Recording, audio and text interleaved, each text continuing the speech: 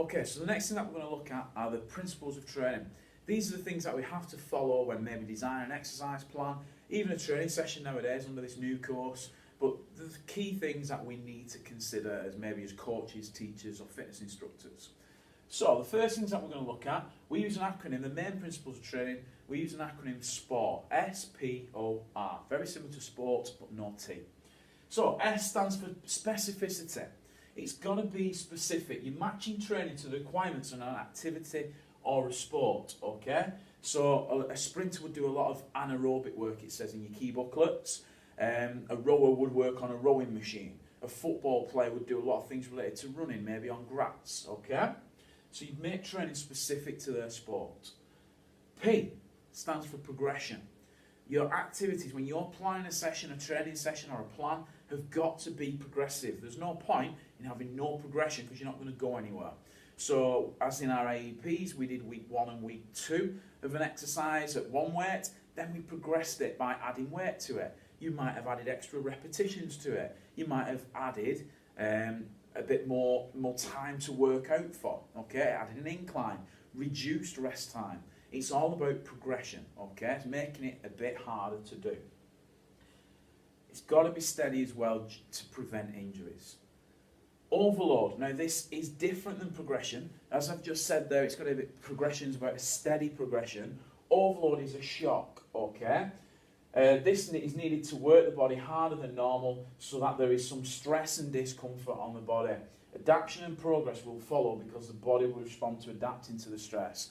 Now some of you guys in your AEPs put in there maybe 1 week you did an extra 5 minutes, or you did a sprint section, or you added a bit more weight than you'd normally do just to shock your bodies, okay? Reversibility, that is, any adaptation that takes place as a consequence of training will be reversed if you stop training. So you've got to plan to prevent reversibility. So things that we did were, we said that we will carry this on, we'll sit down with a coach and reassess after 6 weeks. If you missed a training session, you will catch it back up again the next day or the following week. You'll readjust your plan rather than just allowing reversibility to happen and lose all them gains from your training. Next one. These are the other principles of training. Fit, okay? These do relate to progression, really. So, fit, frequency, how often the training is, the number of training sessions a week. Obviously, the more you train, the harder the training program is, okay? So you can play with the frequency. You train less, it's a bit easier. So maybe someone starting off would have less training sessions, maybe 2 a week, as opposed to maybe someone like myself, I'll do 5 days a week. So my frequency is quite a lot, okay? You can play with that, different times of year.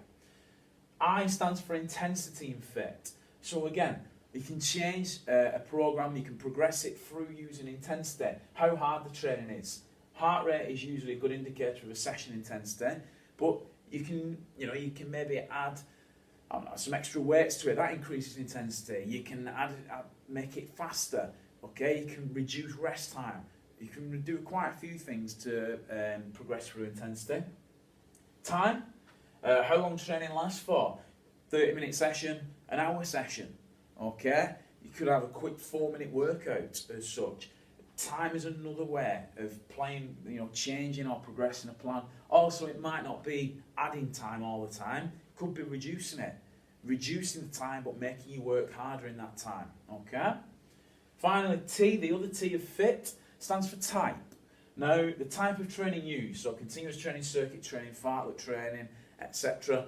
You can use types of training to maybe, for athletes, change things up. For me, I used to play rugby, so I'd be looking at weight training, but then I want to do some high intensity interval training, and I could really mix them in my plans just to show, there's not just one way of me getting fit.